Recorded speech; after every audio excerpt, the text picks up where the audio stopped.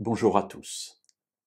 Dans les évangiles, dans l'histoire de Jésus donc, il y a parfois des échanges étonnants entre les scribes, les pharisiens et puis Jésus. Un de ces échanges se trouve dans le chapitre 9, dans l'évangile selon Matthieu, et à partir du verset 10 et jusqu'au verset 12. Jésus était à table dans la maison. Or beaucoup de péagers et de pêcheurs avaient pris place avec lui et avec ses disciples. À cette vue, les pharisiens dirent à ses disciples, « Pourquoi votre maître mange-t-il avec les péagers et les pêcheurs ?» Jésus, qui avait entendu, dit, « Ce ne sont pas les bien portants qui ont besoin de médecins, mais les malades. » Alors voilà, Jésus est à table, il a été reçu par un homme qui est Matthieu. Matthieu, c'est un péager, c'est-à-dire quelqu'un qui collecte les impôts et en particulier les péages. Et Jésus s'invite à sa table. Je dis bien s'invite parce que c'est lui qui dit à Matthieu, je vais manger chez toi. Matthieu est très heureux, il le reçoit.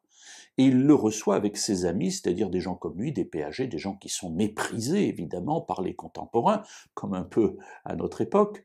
Et voilà que Jésus est là, mange avec eux, partage avec eux ce temps, et des pharisiens sont là. Et au lieu d'attaquer Jésus de front, il parle à ses disciples, et pourquoi est-ce que ton maître mange avec les pécheurs? Parce que les péagers, c'est vraiment la classe sociale, une des classes sociales les plus méprisées, sont des pécheurs, des gens qui travaillent avec l'ennemi, des collaborateurs, et en plus ils nous prennent nos sous.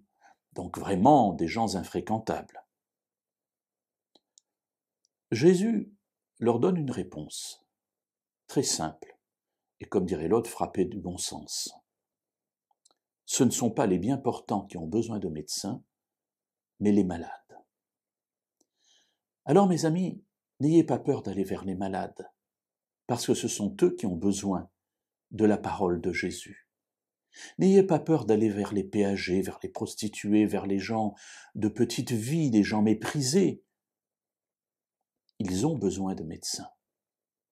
Et nous sommes ceux qui pouvons leur apporter cette parole qui les dirige vers celui qui est capable de leur donner le salut et un autre regard sur une vie possible.